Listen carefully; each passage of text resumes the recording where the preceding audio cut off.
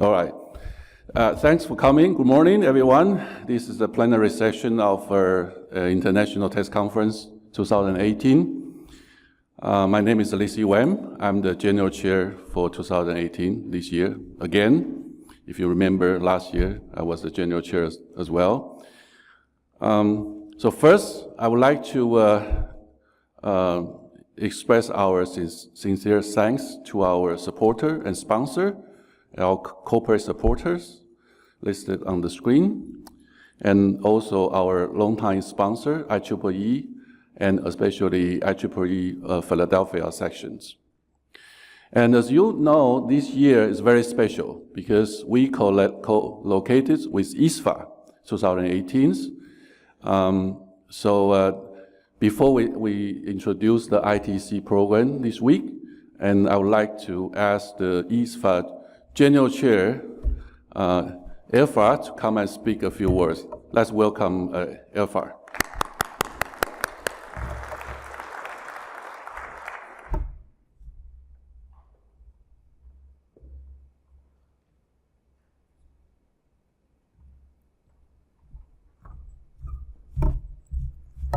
Good morning.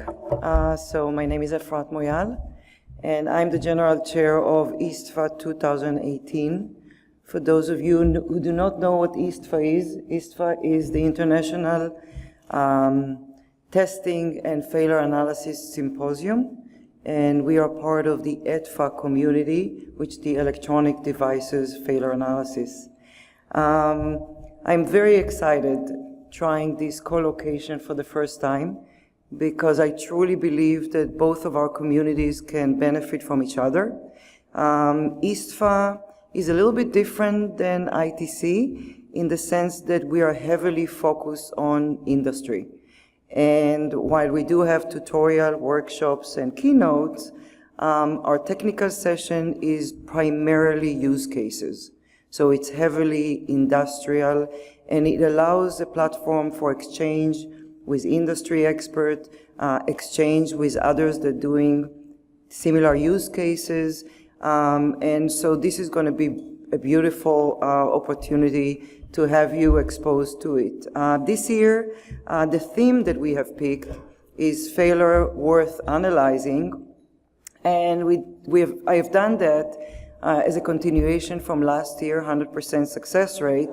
Because while everyone in the industry must have 100% success rate, it's not at any cost, right?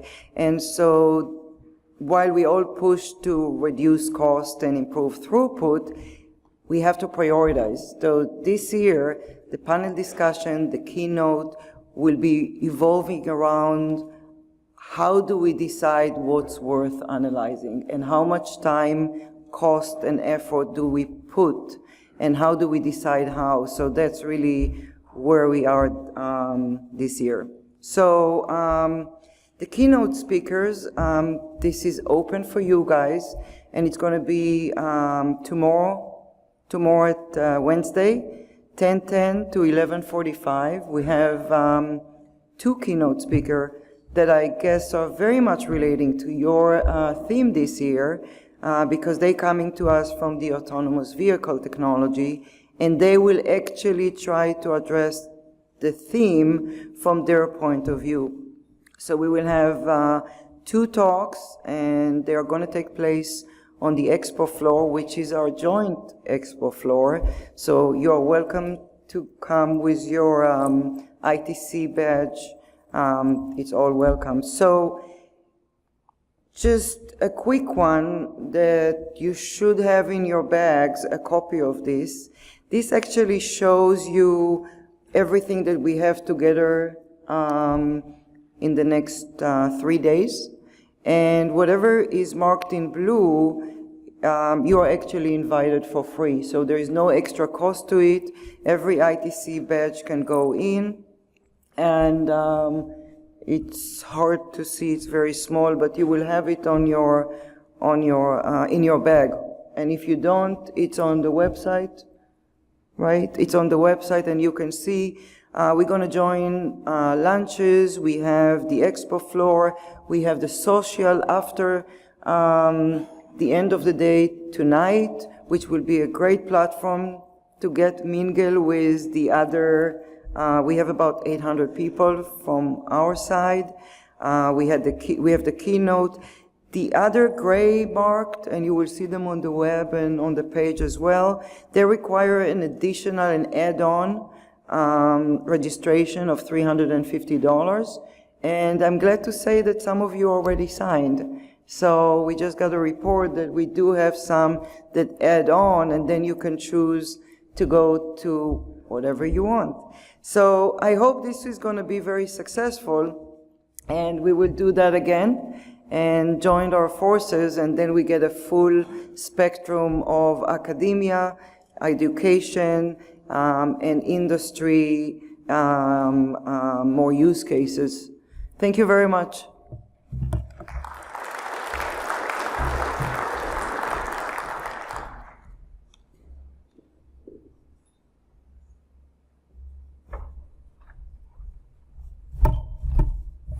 Thanks, everyone. Yeah, I think she not finished all the technical. All right, so ITC Test Week. As usual, we offer 12 tutorials in the last 2 days, and we also have 3 keynote sessions this week, and 41 peer review regular papers, 47 invited talks. We have 4 panels, 37 posters, 39 exhibitors, corporate forums, of course, and also 2 workshops. So this is give you an overview in the booklet you receive when you check in. And this is a one-pager to give you the whole layout for the week. And if you look at the layout, for the track, we have 5 tracks, and it's organized as the following. If you're looking for regular papers, our special section usually is in the first 2 rows. And if you look for security type of talk, this is in the middle rows. And if you look for automotive, 4th. And if you look for the AI program, and that's the 5th tracks. Okay, so we arranged that in that particular way. So here is the ITC flow plan. And you come in here this morning, and we're here. This is the ballroom, and we'll have the keynote will be here today and tomorrow and Thursday. And all the technical section rooms is on the other side, across the hallway. Exhibit floor is on the 3rd floor in the same buildings, north building. So if you take the escalator, go to the 3rd floor, turn right, and that will be the exhibit floor. And it's joined with ISFA, so you'll see a lot more exhibitors because some of them come from ISFA. You enter here. The corporate forum is on the back of the exhibit floor. And the poster sections and also networking area is also next to the corporate forum. The lunch, very important, is on the back of the exhibit floor. Okay. And as a tradition, ITC use yellow card to rate a section, including this keynote today. So in front of you, you will see the yellow card, and please fill out the yellow card because yellow card is very important. The organizing committee do look at the yellow card very carefully to decide what topics and what kind of talk we're going to arrange for the coming years. So, and we need that input from people.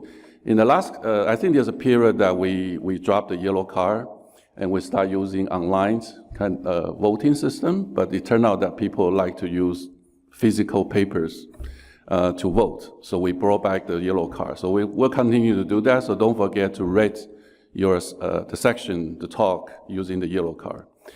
ITC also goes social in the last 2 years. So this is a new ITC website. And during this week, and also after the ITC, if you go to the ITC website, itctestweek.org, and you can find all the social media icon on the top right corner of your webpage, including Facebook, Instagram, Twitter. So you can tweak whatever you're seeing this week, for example, or you can post any message on the Facebook, so please feel free to do that. I would like to thank again the steering committee member. We will not have a conference because without their tireless efforts during the years. And also, ITC in the last 2 years, we tried to build a global communities. And as part of that efforts, we created new brands. And one is the ITC Asia, and the other is the ITC India. And both these conferences are our sister conference, basically using the ITC brand name. But they operate financially independent from ITC. They organized by different committees. But they work very closely to the ITC steering committee. And the purpose of this branch out activity is to reach our regional audience. They may not travel to the US to attend ITC, so we try to bring the ITC content to the regional audience so they can have a chance to be part of the communities. So for example, the ITC Asia this year, in August was held in Harbin, China. And totally, because usually we join with another local event. So this year, for example, they have about 450 attendees, and they have a full 2 days program with keynotes, invited talk, and technical papers. So the ITC Asia, for example, was founded last year and joined with Semicon Taiwan. So we try to rotate. This year will be in China, next year will be Tokyo, Japan. And then the following year, we'll come back to Taiwan and join with Semicon again. So the idea is we're going to rotate, at least for now, in among these 3 countries. So next, I would like to introduce a little bit about the technical program you're going to see this year. And the technical program chair, I would like to introduce Bill Aglow, our technical program chair. First, I'd like to thank on behalf of Bill to all the PC, your work, your contribution, review the paper, selecting the paper, also forming the special session and invited talks. And the technical program, I already mentioned there's 41 regular peer-reviewed papers accepted for presentation, and usually the ITC keep a 30% acceptance rates in order to maintain the prestige of the technical program, at least from the regular paper parts. But we also recognize that that's not enough to provide the value to our audience. A lot of you come from industry. So we also have 47 invited presentations. And then we divide them into, for example, automotive tracks and security track and some of the important topics we've seen this year. And this year we have a special AI themed programs, and I will talk about it in a couple minutes. And also we invite the top 3 paper from ITC Asia, top 3 paper from ITC India, and also the 4 PhD thesis competitors from TTTC, the regional winners, to come here in ITC and present their works. So now I would like to invite Bill Aglow, our program chair, to speak a few words.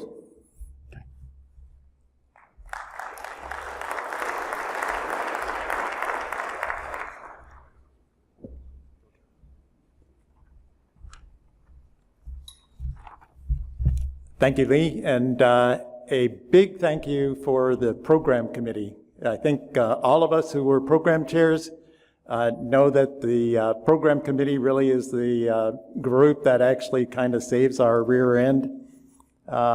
So thanks a lot for the program committee for this year.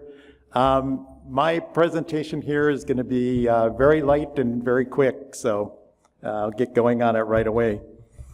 So first thing, good morning, ITC. And welcome to Phoenix. Oh boy, I forgot something, but I'll have to wing it. Everyone has the program booklet, except for me, unfortunately. So I'll say this, the booklet actually really is kind of a map to the program at ITC. And I would say from our program, we have a pretty good smorgasbord of tests all ready for you.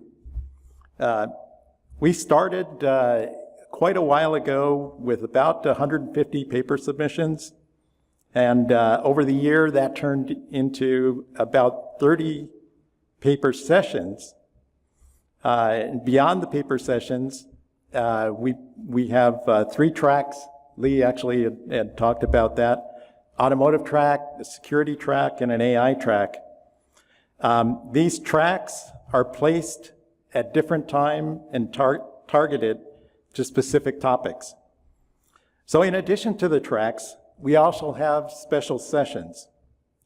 These sessions include IEEE standards, poster highlights, those are my favorite, embedded tutorials, the ITC 50 panel, that'll be coming up, and that's going to be a great thing. So we are a diverse community, but we are well connected, as we saw before. In the program, we have best papers from ITC Asia and ITC India. For all of us who missed the conferences, now you have a chance to see a little bit of what actually happened. So, finally, thanks again to our sponsors and to the IEEE, and especially to Philadelphia section as well. So now we've got about 3 days left to go, so let's get to work. Session chairs, after we're done, please kind of come up here so we can kind of hash things out a little bit too. And that's it.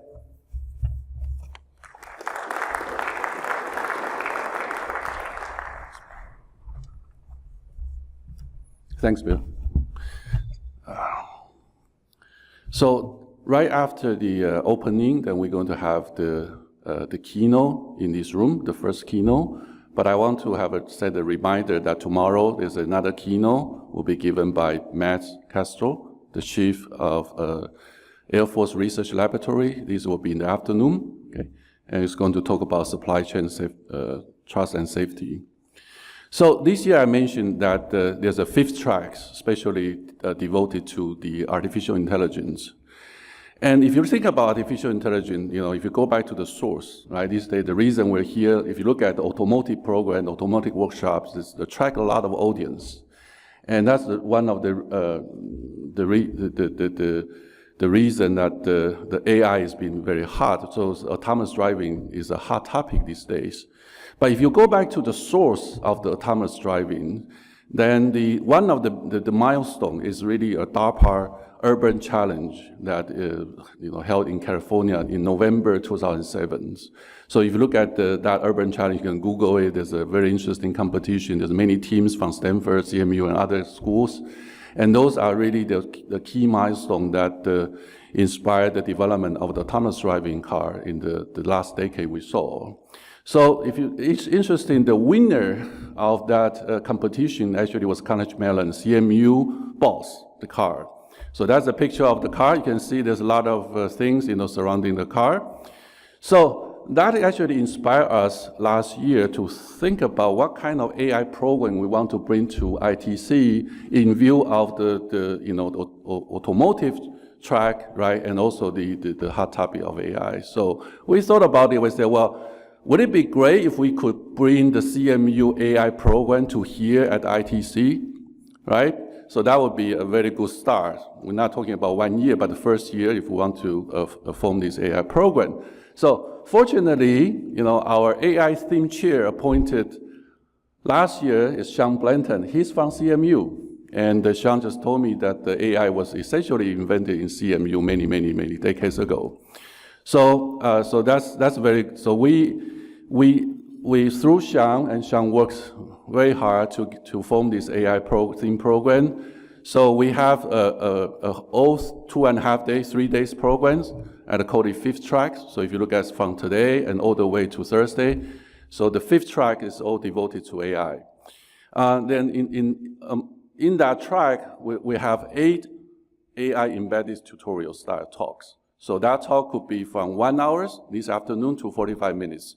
So the purpose is to provide the education value to this community. And especially, I would like to thank the couple of CMU professors, from the AI Institute of CMU, come here to give us the lecture this afternoon amidst the tragic incident happened in Pittsburgh last week. So I really sincerely feel sorry for that, but also feel very appreciative that they come and to give us the educations. And on top of that, we also have a section with 3 talk about AI-enabled ATE, because if you think about ATE is a big equipment, and it's very natural for them to integrate AI technology into their equipment. So there's one section you don't want to miss there. And also for the AI keynote, instead of having one person to talk about a particular perspective or vision on AI, we have 5 speakers. So we call it a mini keynote instead of one keynote, but it's the same keynote section. Now you have 5 speakers, provide 5 different visions about AI in tech. I think that will give you a broad overview about what is the AI impact will be impacting these communities. And then finally, we have 1 panel, and the title of the panel is called "Could AI Eliminate Test Engineering?" And that's Rob Aiken's title, as you can probably tell. And so Rob will moderate that a panel with all the keynote speakers. In the morning, they will become the panelists in the afternoon to discuss the AI vision in tests. So for the whole AI program, I talked to many people. We sent email to you guys, but I understand that most of us just delete the email when I see ITC, just delete, right? I go to junk folder directly. So I would like to bring up this, if you Google ITC AI YouTube, okay, again, Google that, ITC AI YouTube, because, and then you will see a mini movie, like 2 minutes mini movie, and the title of the movie is called Open the Public Doors, okay? And I'm not going to tell you why is that, so you go watch the movie. And then at the end, you will see the whole AI program, of this year, okay? So now I would like to introduce the 2017 ITC Program Chair to introduce the paper award for 2017, Peter Maxwell.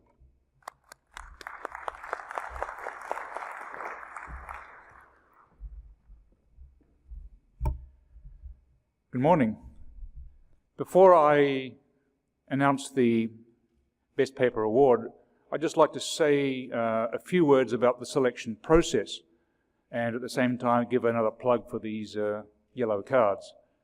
In the Best Paper selection process starts off with the initial reviewer ratings of papers when they were sent out to reviewers in the program committee and other reviewers. Those reviews are used to create a shortlist of papers as candidates for Best Paper. So that's one of 3 categories that we take into consideration. The second category is are the yellow cards and the ratings by the attendees. So we do pay attention to the ratings given by attendees. That's why it's important to fill out these cards. And so that's the second component. The third component is that during the actual presentations, members of the program committee attended these presentations and gave a review on several aspects of the actual presentation, the ability to answer questions and this kind of thing. And in order to get Best Paper, excellence had to be shown in all of these 3 categories. So then with that as background, I'd like to announce, if I press the right button here, yes, the Best Paper Award for 2017 was entitled A Single Pin Test Control for Big A, Little D Devices, and the authors are all from Dialog Semiconductor, Michael Linné, Hans-Martin von Staudt, Sura Balero, and Mark Eason. So I would invite the authors to come up and receive the plaque for this Best Paper Award.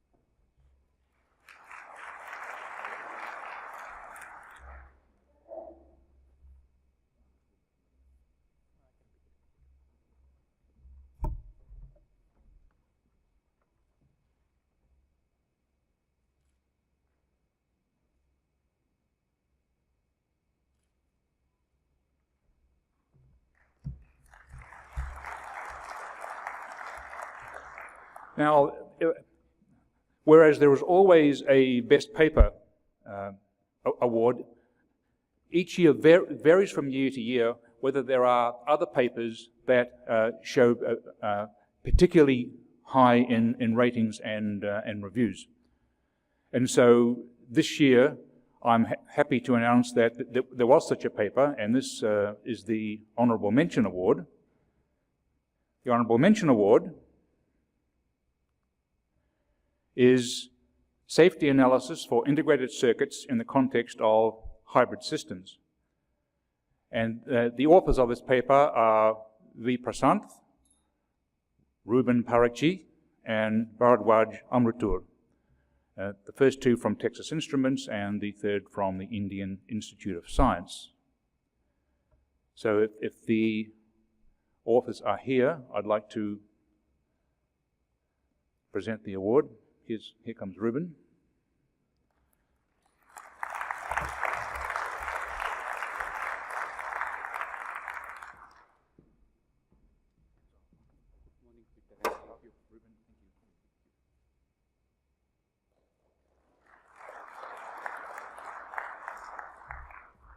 So with that, I'll hand it back to Lee.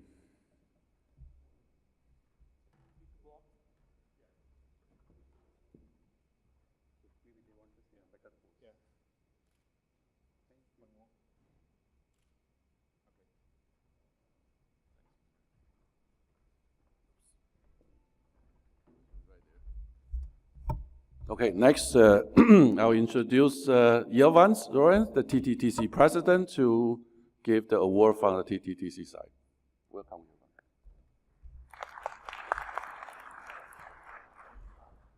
Morning. Morning. Welcome to ITC. This is our new year in ITC, and we have lots of exciting things to see together. So I'll do a few TTTC awards. The first one is the Lifetime Contribution Medal. This is the highest level award that IEEE has dedicated to test technology.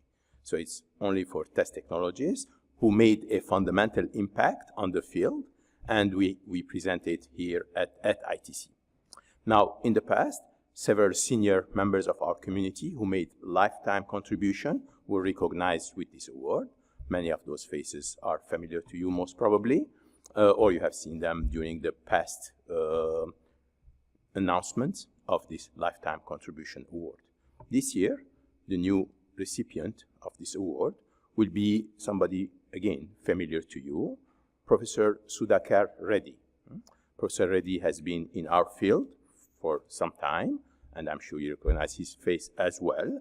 He has started his career by studying at the Osmania University in Hyderabad, getting his bachelor degrees, his second bachelor degrees in electronics and communication, his master's degree, again in India, in Bangalore, from the Indian Institute of Science, and then he moved to the US, to the University of Iowa, where he did his PhD in 1968. Since then, he has been part of the faculty of the university, and until today, Professor Reddy serves the University of Iowa in that capacity in the Electrical and Computer Engineering Department. He holds the position of Foundation Distinguished Professor in the university, and he has done research, as many of us know, in the field of VLSI circuit testing, DFT, CAD. In addition to the research, though, he collaborated with the industry quite often, so he created lots of numerous novelties, innovations that impacted the industry over a period of time. So Professor Reddy has major contributions. First of all could be his PhD students, that he produced numerous PhD students in academia and industry, many of them prominent people that you know well. He published his research work in a large number of papers. Not too many people have 650 publications. So this is a very large number of publications in terms of sharing with the community.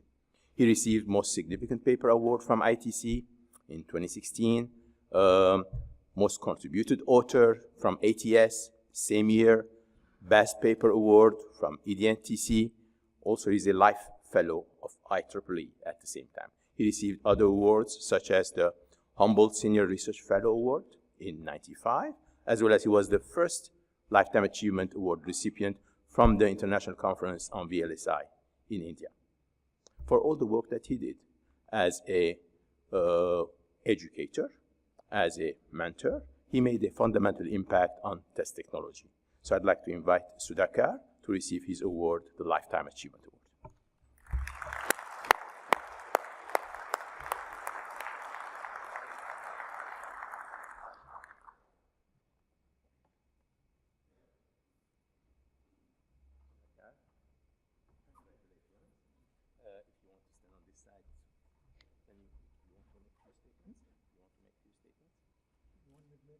First receive the award. Yeah.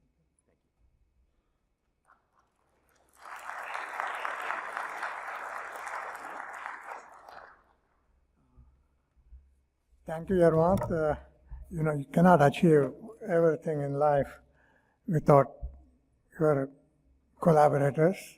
I would like to thank my over 50 graduate students who have worked on the thesis research with me, and collaborators, especially Professor Edith Pomeranz of Purdue University, Dr. Bernd Becker of University of Freiburg in Germany, Dr. Janusz Reisky from Mentor Graphics, Dr. Wutong Cheng from Mentor Graphics. It has been a pleasure working with all of you. Thank you so much. Thank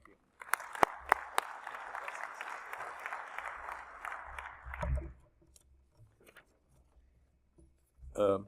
Moving ahead, you all know that IEEE Fellow elevation is an important one. In fact, the grade of IEEE Fellow is one of the highest honors that can be bestowed upon our members by the Institute, Institute being the IEEE, in recognition of their technical achievements. Only select few members of IEEE, in fact 0.1% annually, are elevated to this level of fellow. It is based on election process by a specialized committee that does that.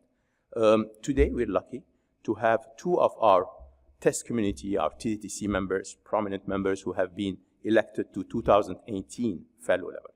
So I'd like to recognize them and invite them to congratulate them together.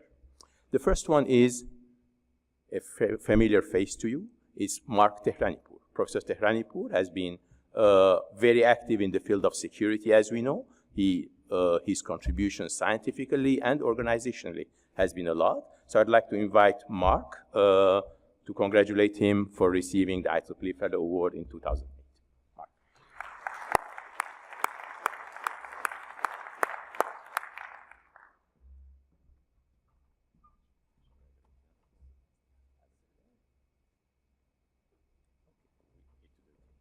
This is a better corner.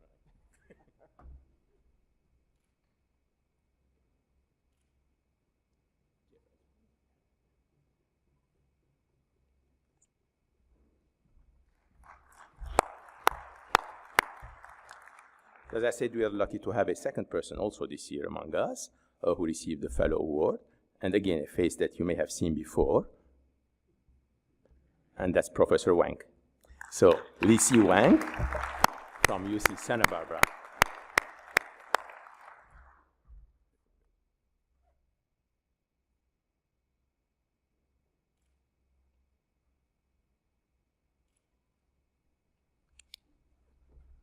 I told Yovan don't need to pull me, but he said we need to take a picture, so sorry about that.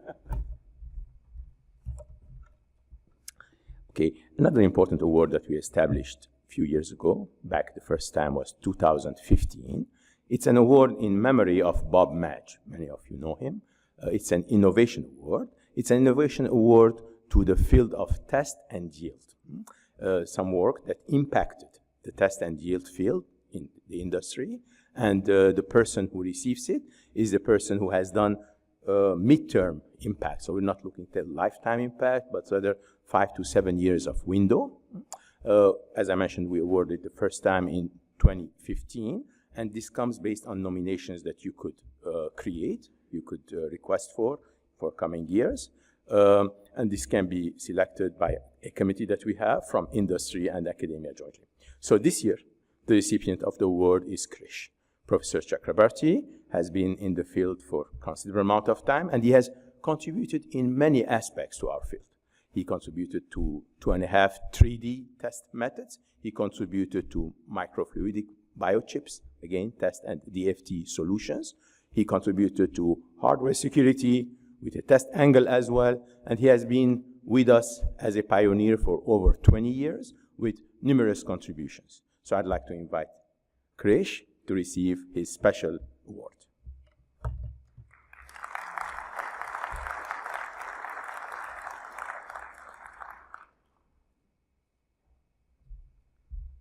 So Mariam Madge, the spouse of late Bob Madge, will be presenting the award.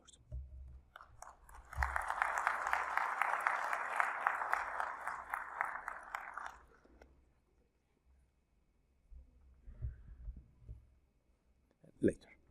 Thank you. Krish, one more.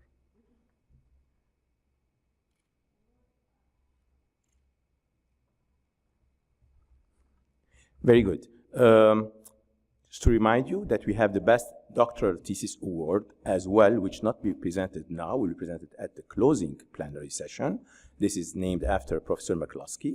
As you know, we have competition at different continents in the world throughout the year. This year we had the competition at VTS, ETS, ATS, and LATW, 4 of our sponsored conferences.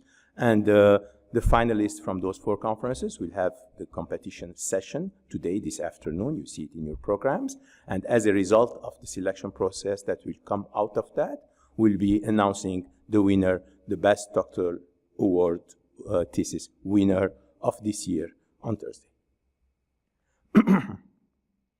One more element that you also know of, this is also for students like the previous one. This is not for the technical side of it, but rather for the service side of it. So Jerry Gordon Student Service Award is a joint ITC-TTTC award that is given for 1 student per year for volunteering to test technology activities, volunteering to our efforts. We have done it again for a number of years. This is again based on nominations that come from different conferences in this case. So if you're a conference organizer and you see a very good student, you can create a nomination and the person can win this award. This year's award winner is a student from China. She's Wen Li, the recipient of this year. She's from the University of Chinese Academy of Sciences. Thanks a lot for helping us with the nomination, Huawei.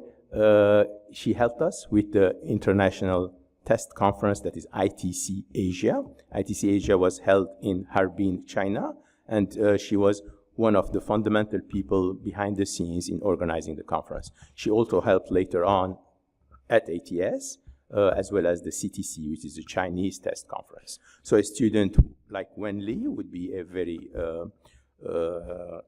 key person to organize those conferences, as well as receive this special award. Thank you.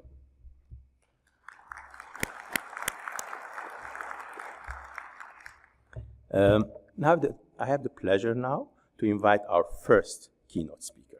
Our first keynote speaker is Ken Caviasca, and Ken is the vice president of the IoT group, and as well as a general manager for architecture, silicon, and platform engineering at Intel. Ken has been involved with Intel for some time. His team, between 2008 and 10, received multiple awards from the Premier Supplier Award from the equipment suppliers. In 2004, his team received the Intel Achievement Award. Ken himself received his bachelor degree from University of Bridgeport in Connecticut and his MBA degree from Arizona State University here. Ken also has 7 patents in this field. Ken? Thank you. Thank you.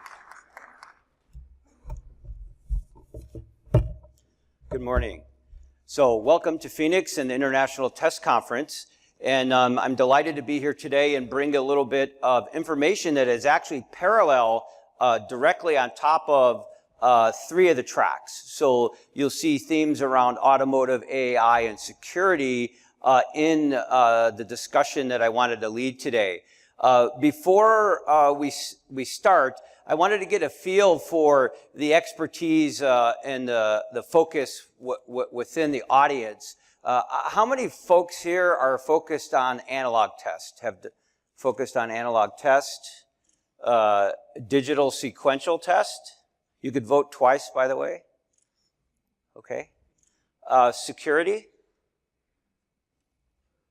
Artificial intelligence? Okay, so we have a pretty good mix. Okay, so that's good.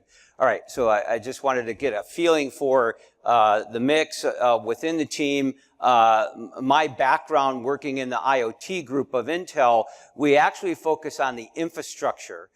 So it's one step, it's actually the edge computing infrastructure that things connect to, right? So to ground you a little bit more, most people when they hear me Internet of Things, of course, they remember the last word and they think I'm here to talk about watches and toasters and things like that. But we're actually an infrastructure focus, and we have a hybrid use case that I wanted to talk about across our sectors of focus, and the challenges that it puts the platform, software, and physical production test engineers in my organization up against.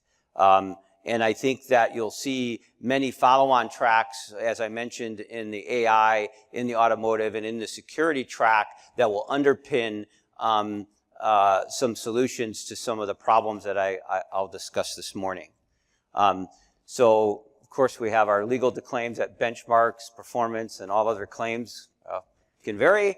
And I wanted to talk a little bit about the space of where we're trying to innovate within IoT edge compute and solutions. So Intel, as you know, has had many journeys in life. If you've read the books, a little embarrassing. I've been there like 32 years, so when I read the books, I actually remember being there. So I'm a little bit of a historian for the company. But starting out in memory and actually watches before we had a competition between embedded controllers and these things called PC chips. And then, of course, PCs took off dramatically for us. And then we went into actually a large server business and then moved into, obviously, back into non-volatile memory. And in addition to that, moving into the networking and AI spaces and wireless communication spaces. So as the company has kind of transformed different levels of compute, we're really focused on, within all those assets, looking at a data-centric transformation, right? In terms of multiple points from cloud through core network all the way to the edge and to the thing. There's different levels of compute that you're seeing applied in a cost-effective way at many parts in the layers of the system architecture. And given the cost efficiency of what we've all driven in the industry in terms of microelectronics and test capabilities, you're now able to put compute in your pocket. You know, we're probably all walking around with compute in our pocket in our vehicle, you know, that usurps maybe what DARPA had in the 1960s, right? And so with having that purposeful compute right at the point of data, that's becoming a key attribute that we're seeing in systems and system topologies. Largely driven by the fact that I said it's cost effective to do that. But in addition, it's also data efficient rather than trying to pump and transport all your data back to a central compute node. That also has security implications, reliability implications, and just plain cost implications. However, as you'll see when I get into autonomous things, there's also this nasty rule that we always struggle with in all of our careers, which is the laws of physics, you know, in terms of how fast you can be deterministic, how fast you can transport information to a central node if you want, you know, very tight response times in autonomous systems. So there's many reasons that we're seeing this, you know, distributed compute moving to where the data is. And that makes our testing capabilities a little bit more difficult, and I'll explore that in a second. But as you see, you know, within the network and the cloud data center, those would deploy more the traditional sequential processing test applications in terms of how we test those systems. But as we get closer to the edge, things get a little bit more sticky. As you see the need in the total test community in education, there's a need to meet that demand of those new types of tests. If you look at the total TAM, a total available market in the 17 to 22 range, it's over several $100 billion, and the IoT TAM in the data-centric is $33 billion. So there's obviously more need for innovation and cost-effective delivery of solutions here that are robust. So if we talk a little bit about what are the attributes of these distributed systems that are connecting to data and enhancing the quality or the insights or value of the data rather than just raw information, you'll see some of the common themes that exist within that web of information, right? So around that data are these trends of the cybersecurity requirements around the actual attestation of the device, perhaps, the actual qualification of the actual platform in terms of its robustness, in terms of it's actually a qualified system that hasn't been tampered with, the protection of information that comes in and out of it. Simple things as data policies, once the information comes off of it, and how it works into your business process also becomes another testing problem, which actually you have to audit for in terms of protecting information of your clients or medical information. So there's lots of attributes that extend both all the way into the business process and the technical side on the security side. When we really think about edge compute, we kind of define edge as the compute node that connects all the devices. Those devices are becoming very heterogeneous in terms of their capability, in terms of that's how they started out. And as they come and look at those devices, you're going to see a mix of testing challenges. There'll be analog interfaces on the devices. There'll be AI accelerators. There'll be sequential parallel processing elements. And how you bring those systems together and verify those new edge compute nodes, which are emerging to be a mix of compute topologies, it gets quite challenging when you begin to throw in, especially these computer vision aspects to it, right? Testing right now, like we're just struggling right now, we're developing an edge inference accelerator, which is targeted for digital security and surveillance systems, which would go into high-end digital cameras, and also as an accelerator to server-based network video recorders, right? Where you could actually do analytics right at 32 streams or 64 streams of video coming in to an enterprise surveillance system. And the problem with security surveillance is actually the human limitation, right? You can collect all this information, but right now many of the systems require a multi-screen with a human sitting there looking for events. And those events occur infrequently, and so the productivity of that person staring at a screen where nothing happens most of the time, for them to be alert and trip useful information if they're looking at 32 screens at a time is not really a good use model, right? And so as you look at this computer vision coming to these edge devices, the advent of AI, and we have many experienced people here right in the front that will have a track that looks quite excellent. I looked at the run this morning of the topics there, and really in terms of how we begin to test for AI, because it's tested very differently. Because you're really thinking about your algorithm now becomes a data set. Right before we had algorithms and functions, and then we can do fault coverage, and we can do functional coverage, and we had other metrics that we could go in and test by. And as we get into the computer vision space, yes, there's standard data sets that you can run and you can compete against accuracies. So that gives you some level of hope that for your application now you've reached an accuracy level, right? And it becomes very difficult to figure out as you start to put a computer vision solution into a new environment, this wonderful data set that you just won a record with could actually not apply to that environment, right? Because there could be occlusion of the image, it could be a speed-based acquisition situation, There could be, lighting conditions of glare like I'm experiencing right now, or fog or other things that start to occlude the image that now you thought you had this robust system and you were going to deploy it. However, as it moves into that integrated computer vision function, it's no longer operational when you deploy it into the field. So it's becoming much more challenging. And I know there's some great research that continues to go on, and I think it's a strong focus that needs to be really worked on the IEEE and academia as we start to develop better methodologies for how we test for new environments of computer vision and pixel workloads. For us in Intel, I talk a little bit about our IoT strategy. I mentioned that we're focused on this infrastructure compute that the things connect to, and we're really kind of focusing on, 4 pillars. And one is, of course, Intel being a semiconductor manufacturer, an enormous investment of our portfolio within my team is on actually customizing processors and compute.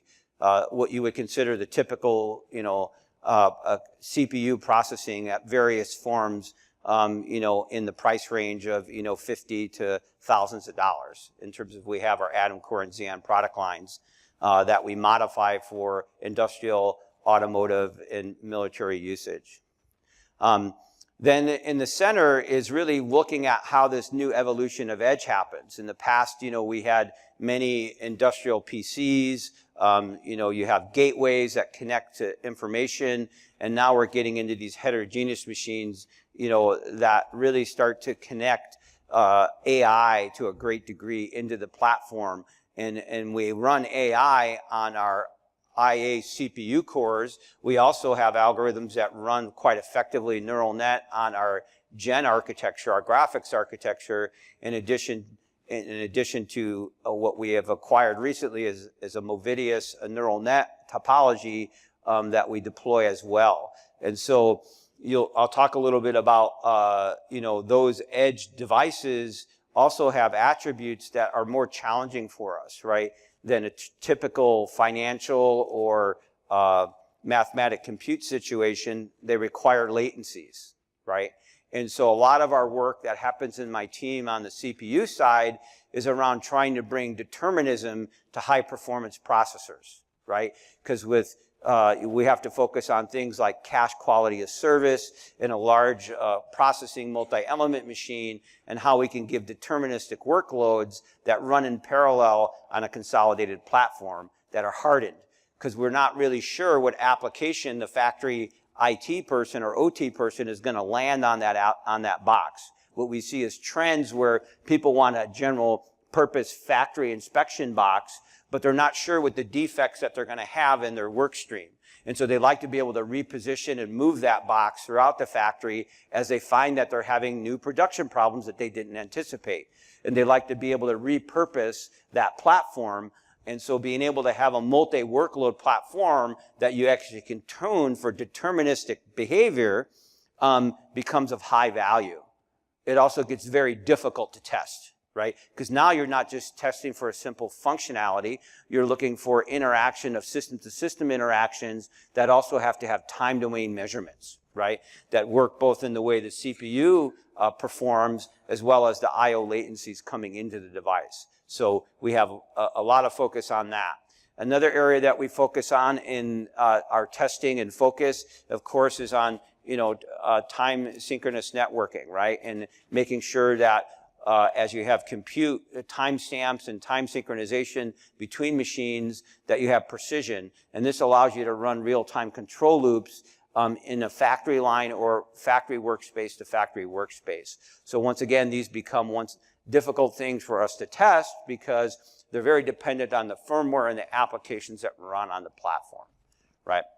So those are some of our new challenges.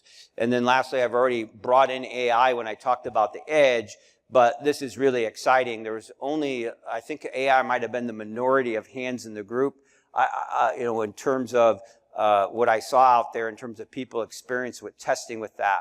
I would estimate that if we come back 10 years from now, I would think it would probably be about at least a third of the group, right? Because the cost effectiveness of deploying neural computing has tripped, with deep submicron technology. And it's very cost effective for pixel workloads and to be able to deploy into platforms that are even sometimes, $300 or less, right? So before it used to be something that was for, analytics and large data sets, but it's become very useful for visual inspection and safety and security and autonomous driving applications. So I think you'll see that becoming very, very pervasive. I walked a little bit through this earlier and mentioned a couple things, but I have a graphic up here that will kind of give us a little bit of an insight into what I talked about earlier. Most people are familiar with Intel, but if you're not, we segment our compute products into three main product families where the entry performance is the Atom, the Core is the center of our business, which is mainly our desktop and entry servers, and then our Xeoners are high-end server products, right? And within the IoT group, we're deploying these groups into different spaces. A large focus is on this industrial space where we have to test for, as I mentioned, determinism and extended temperature and use condition around reliability. That becomes another challenge for us, right? These machines are deployed sometimes for 15 years, always on, and we need to understand activity factors of these devices in terms of how our customers use them, and then relate them back to our reliability prediction models. So we have lots of challenges just in the actual device physics understanding as we try to understand the use case that these devices go in that are very different from a standard PC environment, right? The PC environment use case on the IOs is not very heavy. But in a factory situation, based on the configuration, it could be always a constant on situation and be many times 10x the use case. And we have to understand those reliability implications in terms of device wear out and testing, right? So those are some of the attributes that come in where we need to customize some of these IA offering products, right? Where a standard PC device would fail within 2 years, right? Within that environment. And that's another example might be just like in our Xeon applications where as I mentioned earlier, we're using those in servers where we'll attach AI chips, and those will be running 24/7 in an enterprise security and surveillance application, right? It might be monitoring, let's say, a room this size that, let's say this was a train station. And within that train station, we're not expecting anybody to be lying down, right? That could be a safety situation. So we would have, a visual algorithm that would be taking frames of the room, and we would be detecting if anybody was in a horizontal position, and then zoom in on that and do an additional analysis, and then send a security alert that someone maybe has fallen or passed out, as an example, right? And that becomes actually an implied safety system now, right? So we were thinking, well, it's just security, you're doing image detection. Isn't that cool? But now there's an inherent safety offering that's expected to come with that platform, right?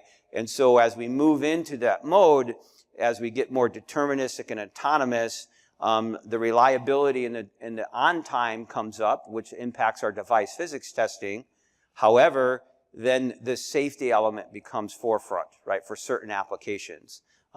And then I'll talk a little bit on our next slide on how those things are interdependent. And recently we bought a company called Yogitech, which was very good in safety certification and testing and CAD tools, and we integrated them into my team for that purpose because we were doing autonomous driving and these digital security and factory applications where we need to meet SIL and ASIL levels of our system certification and test.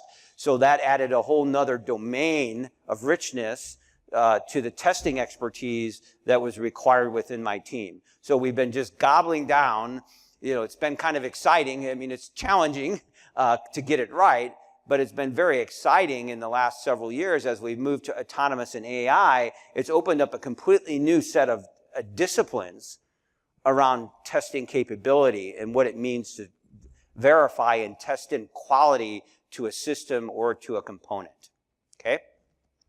And so with the underpinnings of management, manageability, and virtualization, I'll talk a little bit about some of the other technologies that will be threaded in there for our IoT devices. And I mentioned our accelerators for Intel are mainly our FPGA technology after building that product line out. And then we also have our Movidius, which is our neural, we have neural compute sticks that you can experiment with. They're USB compute sticks. You can stick them into a PC and you can experiment with, neural computing. They're meant more to learn the technology.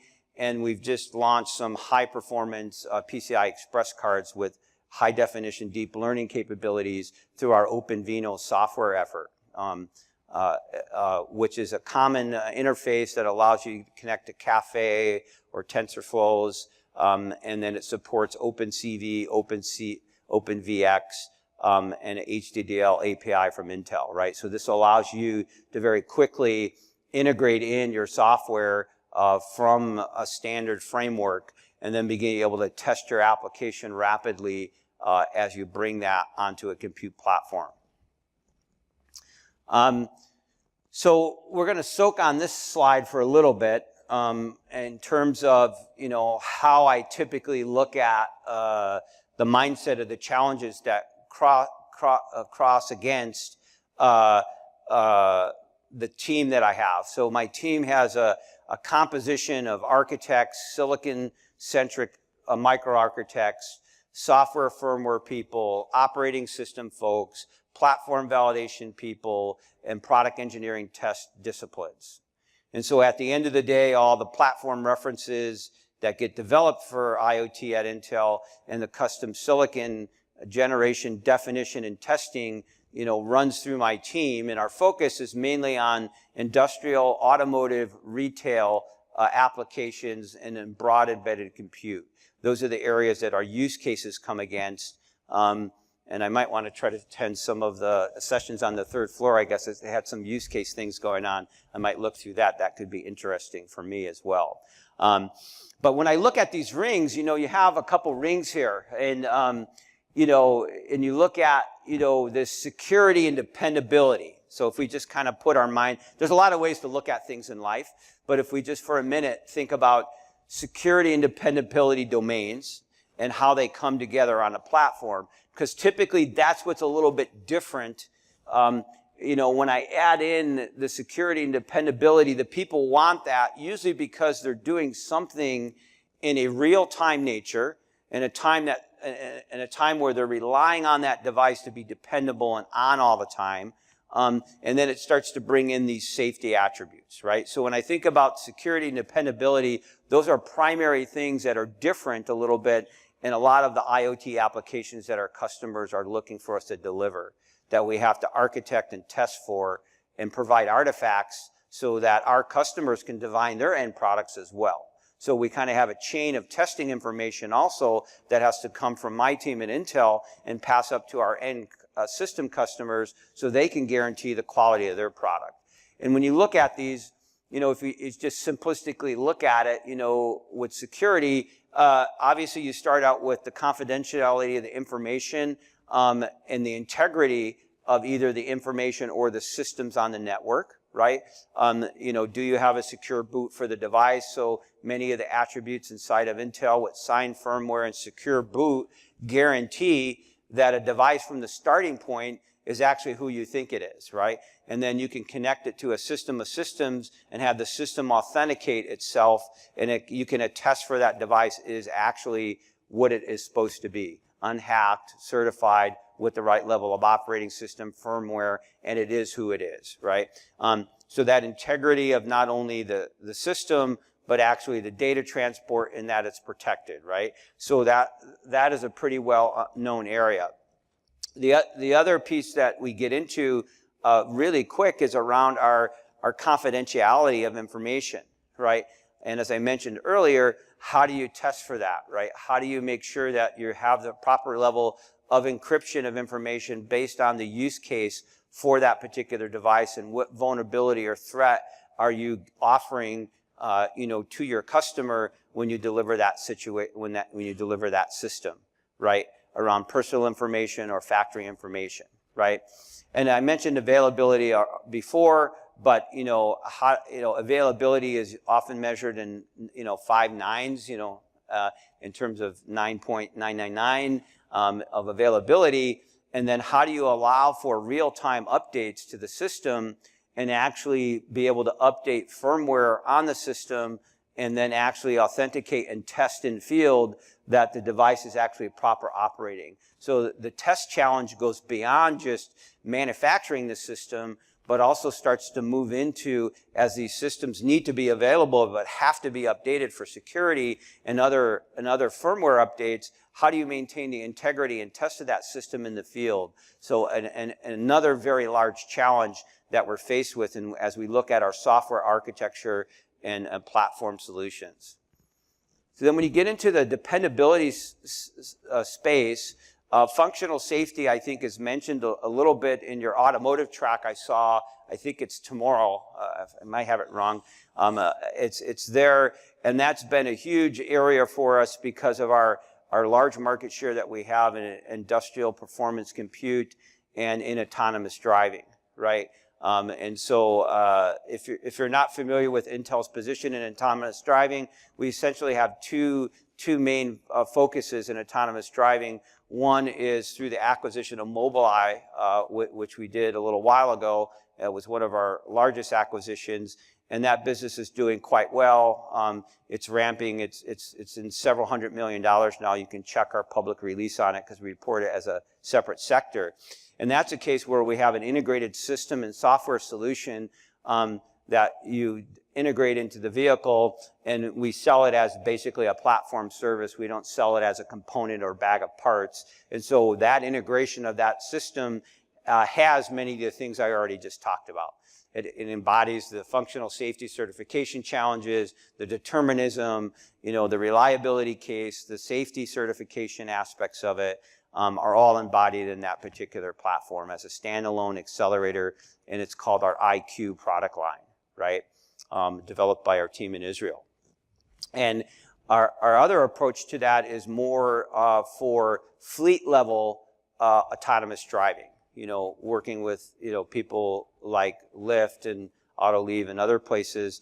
BMW is looking into that as well in terms of offering fleet level autonomous driving, right? So that's the autonomous taxi cab, or I call it the private train, get the BMW 7 that goes from Frankfurt to Munich, right? Autonomously, right? And so that platform is driven by our Xeon product line. And so we've taken customized Xeon processors and put them into the functional safety space. So now they have to have cache quality service, determinism, safety islands to cross-check the systems, and then actually go and deploy a software stack that is open that the end customer can scale. Now that system is much more expensive, and so it's more targeted for an industrial fleet type application versus consumer application. In industrial, we have the same case of offering basically our dense server products, which are more cost-effective Atom Core-based server products, and offering them in the industrial space with actual functional safety packages, so you could take that platform and it would make it easy for the customer to have all the artifacts to get a SIL certification in a factory environment.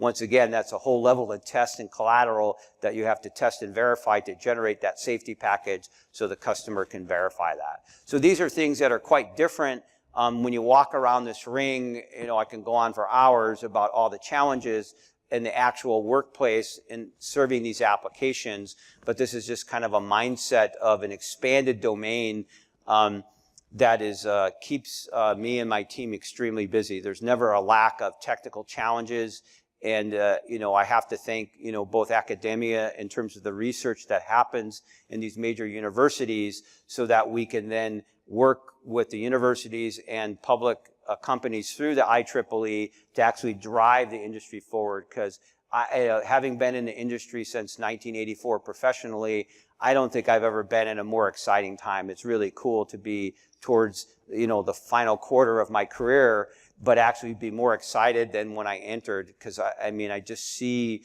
the explosion of these real-time autonomous systems, being real. I mean, they were talked about for decades, but now we're collecting, our revenue is publicly reported, we're over $3 billion in the IoT space on just silicon sales, right? And so these platforms are deploying massively, and I'm super excited as we bring in this AI element to it, because that's always been the struggle, is to have a machine that can actually start to begin to see patterns, think, and train on information. It was so difficult to test for that in more an algorithmic base. An example I'll give is I acquired a computer vision team called ITC in Russia about 2 years ago. And that team had a record for having an algorithm that had the highest percentage of face detection accuracy against a standard database. And they were proud of it. I mean, very good computer scientists, and they had worked on it, for like 3.5 years to raise to that level of test accuracy to that data set. And then we gave them some of our Movidius technology with AI and some neural net topologies already tuned to it. And they were excited, but a little depressed that in like 3 weeks, they beat their own record just by doing a training and inference modeling in a deep learning mode. And they were actually able to usurp, their best-in-class effort just by actually training on a known data set, right? And it was quite easy to deploy, right? So that level of test and training is becoming, I think, a great space where we'll see data science and AI merge with test engineering. I don't have many answers there, but I do encourage, folks to study and think about that intersection of how neuromorphic computing, analytics and data, and that new testing environment about how the new developer is going to work. We have a very handful of developers and our AI platforms that are even anywhere close, to the expertise that comes out of CMU, as an example, if I don't mind if I point you out, right? Very well trained and educated people there on the deep aspects of weighting neural nets and performance and how to tune a network and what are the pluses and minuses of different network topologies. And yes, those people exist in the industry. Some of my customers at Dahua or Hikvision in China, they have very rich, PhD students that tune and test to that level. However, what we're seeing is there's a whole myriad of other operational technology people that develop applications either as a standalone system integrator or as an actual application developer within a factory, and they don't have that level of expertise. And so the people that have developed these libraries and data sets underneath there need to get unleashed to them, right? Because they want a framework, perhaps they're going to work in cafe, and they want to they have a data set, and they just want to throw it in there, and they want to train on it, and then they want to throw it down on their factory system to be able to begin to actually do edge inference and test for accuracy and see, based on the flow of their factory, is it actually working? And that's becoming more possible as well. So we kind of have these various ranges of the deep technically expertise folks that develop the libraries and test that, and then we have to create this abstraction and another test infrastructure so that people can actually scale the use of that technology more pervasively. So we have different levels of integration test and different levels of end customer expertise that we have to deal with in terms of how we deploy something that becomes commercial. It's quite challenging, but it's very rewarding when we get it right. So that was a little bit of a talk about, I was trying to give you a feel from my lens, supporting those areas. I have about 1,000 engineers worldwide, that work on these platforms to deliver to those sectors. And I was just trying to give you a little bit of my insight of my pain points that I see is different in supplying this data-centric, edge compute and this IoT domain.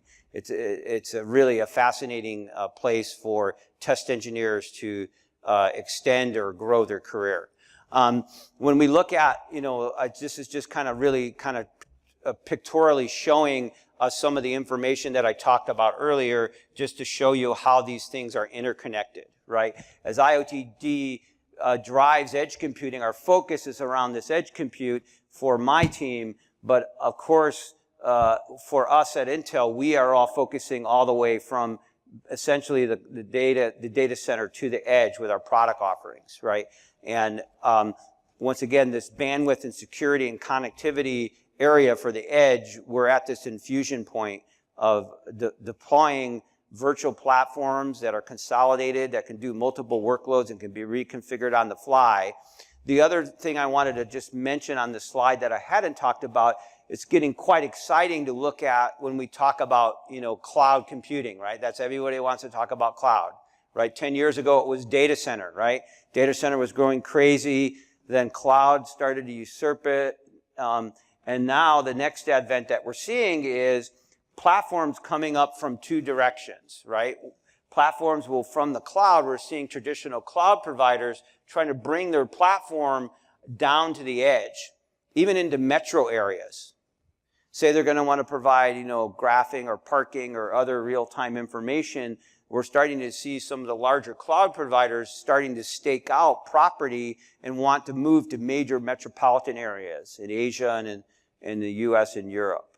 Because of the latency factors, they want to offer their cloud service, but you won't know that it's closer to you. But because of that nasty laws of physics that we deal with on transport times, they're starting to move the cloud to the edge. So we're seeing these high-end cloud providers like Google and AWS starting to move some percentage of their cloud infrastructure close to, I guess, the street, but I guess it's still in the cloud. But I guess it's a skyscraper. Maybe somebody will invent a name for that, right? But so as that cloud comes down more to a metro area or to a city area, now there's different attributes that cloud is trying to deliver around latency and security, perhaps, because it might be implementing a different function that's more critical than just a B2B enterprise transaction, right? The other place that we're seeing these consolidated compute or clouds, you want to call them edge clouds or edge compute, is they're coming from the people that have the machines is at the edge, right? The people that have machines in their factories, or the providers of those machines often have grown to become vertical system integrators. And so they not only sell a compute box that runs a factory, but they actually sell cloud services for factory IT/OT. So those people will start to begin to also offer clouds that offer this safety, security, functional safety, determinism, and they'll start to move down to the edge. So it's going to be quite exciting as you see industrial suppliers, core network suppliers, network equipment suppliers, and cloud suppliers begin to customize this high-end server compute and move it to the edge for touching data, doing this AI workload, deterministic and safe workload. So you're going to see quite a bit of competition and innovation at high levels of compute, coming closer to the edge through that. And that just makes our testing challenge even more exciting, right? That's what I wanted to illustrate with this last slide. I wanted to close with a couple things and leave a little time in case anybody had a couple questions. Just some examples of the power of AI, and we did some deep learning at the edge. One of the areas that we do focus on is medical, and this is just an example that we have lots of these examples. I myself was even shocked, as we give data to our customers and they come back and tell us what the value was. This is an example at Philips where they had almost a 200x improvement in bone age prediction processing, right, with using our OpenVINO and our HDDL kit, right? And they also had a 38 times, almost a 40 times speed improvement when they were looking at lung segmentation, right? So this is an area where I get really excited about my job, where when we're doing things around safety that's saving lives, whether it's, preventing someone from, backing over somebody as they back out their vehicle, especially small children that can't be seen low. I mean, with our autonomous driving and our safety cameras, whether it's avoiding, accidents on the road or whether it's increasing the throughput of medical prediction, this is very exciting and rewarding for my team. I mean, yes, we're all have to grow a business and have to be accountable to the shareholders, but when we actually see when I think of the contribution of my career, it's more in the space of how I made those lives better and or save lives in the technologies that we've all developed. And this is pretty exciting stuff where we bring the AI into the medical industry. We've actually even had other examples in the lung detection case where we had data sets of actual lung cancer models, and typically the way that I believe they're done in the industry is it's usually like a 2-voter review. It gets sent, to 2 doctors and they look at it. And then actually they implemented a test on some lung cancer patients once the data was tagged. And by using AI, they were actually to develop, the AI was actually to see new patterns that the doctors didn't even know about. So it wasn't that it was better at just detecting the known patterns, but it actually started to learn new patterns that the doctors didn't know about that they could look for in a healthy lung versus a cancerous lung. And so these are some of the exciting things that with this AI compute, the neuromorphic computing that gets really excited, it could also train us or teach us, how to evolve our particular area of expertise. Another area is in our retail space, which you might not think, well, gee, where is AI or confidentiality come up in retail? But that's another large application for us. And I just recently got back from Taiwan. I was in Taiwan last week in Malaysia. And I got to tour one of our 7-Eleven. I don't know if people are familiar with 7-Eleven convenience stores. Well, they have them in Taiwan. And we went to one that actually was what's called one of our staffless stores. No people in there, right? And so you go into the store and you actually at the front, there's a sign and you can download an app and you authenticate yourself and you go into the store and then there's cameras and sensors and you basically take what you want, and then you walk out of the door, which has a controlled, exit, and then it just charges you, to, an online payment system. And when we look at that experience, that was a 7-Eleven that was housed in Taiwan. Of course, they have large apartment complexes, right? They're huge skyscrapers, and typically in the basement, or not in the basement, on the ground level of those buildings, they have retail shops, right? And so that convenience store was stocked with things that people would want when they come home or on the way to the train to go to work, right? And we deployed that, with our Intel Xeon and our Movidius capability with OpenVINO, and then they're able to do, inventory inspection, face detection, and the entire thing to offer a safe and secure environment, even though it's staffless, right? So those are some of the things that we're seeing happen as well. So I expect that you'll start as you travel, and in the US, you'll see many more of these things. And in China, they're actually looking at building them up as what they call pop-up stores. So if you're familiar, like if you go into a United States mall, there'll be those little carts in the middle that are little vendors that are renting kind of the aisle space inside the middle of the mall. Well, in China, that would be on the sidewalk, and then they would land, a half shipping container size development, and they could find a location for it, and they can turn on one of these staffless stores to offer convenience and rapid access to the basic things that people want to consume. And it's all enabled through, a real-time, secure, safe system that actually has to have high operation time, right?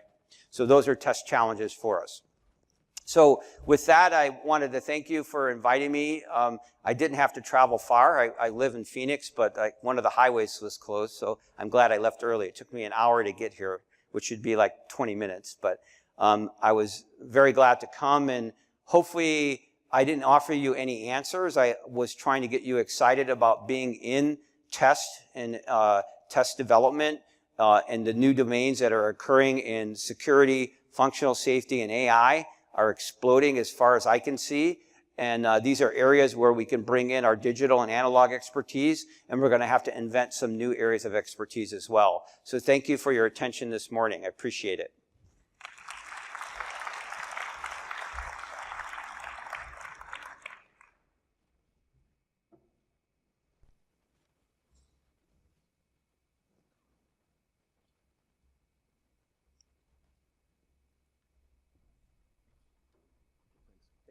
Okay, hold on. Let's see if audience has any questions for the keynote speaker. Yeah, just 1 or 2 questions. Anybody have any solutions? Yeah, anybody else? Or any comments?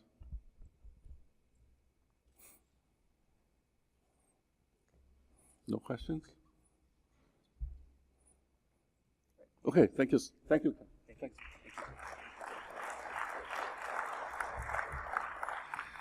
All right, so thanks our keynote speaker again.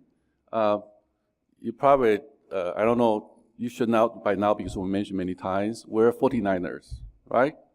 You know what that means? This is the 49th International Test Conference, which means that the next year is a big event, 50 International Test Conference. It's great, with great pleasure, I would like to introduce our General Chair for the ITC 50 2019, Jovan Zorian.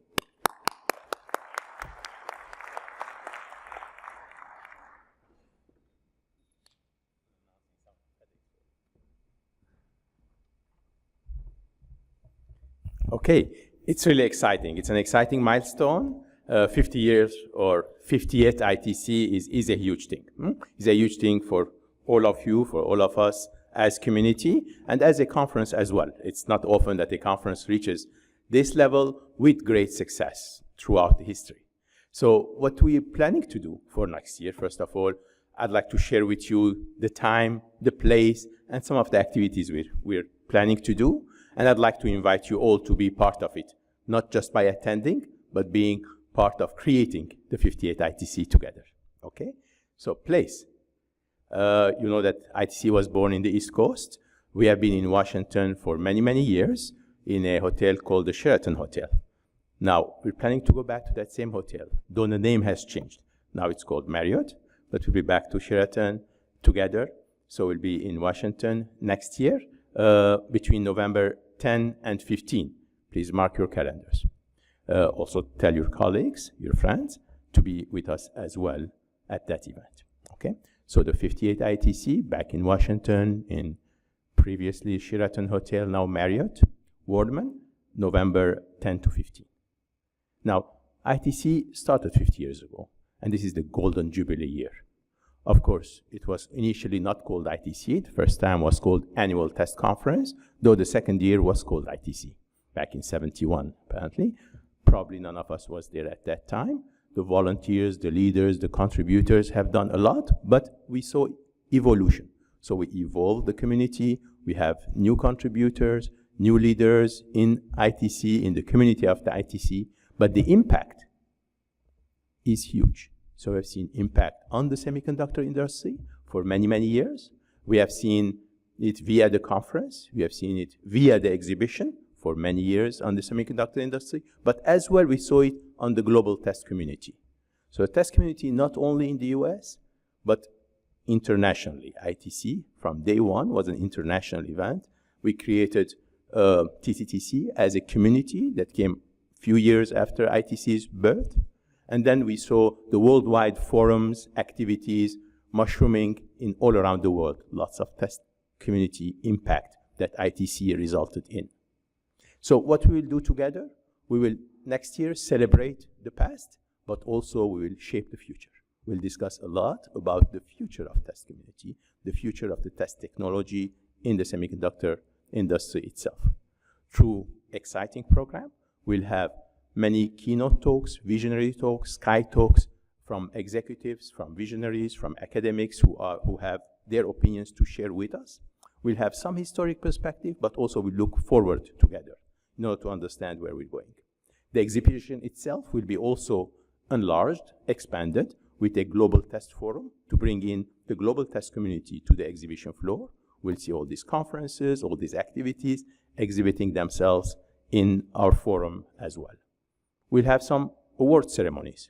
We'll be recognizing papers, we'll be recognizing exhibitors during the past years, the attendees, as well as we'll celebrate together in a nice event, celebratory event with sponsors, supporters, and the entire community together, hopefully.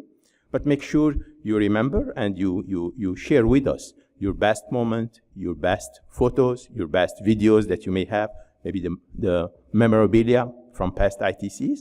That way we can be together in a 50th ITC and work together towards the future of the ITCs to come. So again, mark your calendar. We have papers to prepare. We have activities to come for. The first deadline is April 4th for the abstracts, and then the second one for the full papers, April 11th. I'm very pleased to acknowledge Mark Tehranipur to be the program chair to help us shape a great program for the 58 ITC. You'll be seeing lots of information on the website and elsewhere. So again, I invite you all to be part of this major activity as volunteers, as contributors of ideas, as contributors of content and participants. Welcome to ITC 58. Now, what we'll also do here, you can see it in the program booklet, we'll have a panel session about ITC 58, the last session of the conference between 1:30 to 3 p.m. on Thursday. We have a session where we can discuss together the future of ITC and the 58 ITC itself, okay? So please, if you care about the topic, be there to share your thoughts and be part of this starting Thursday. Thank you so much. Thanks.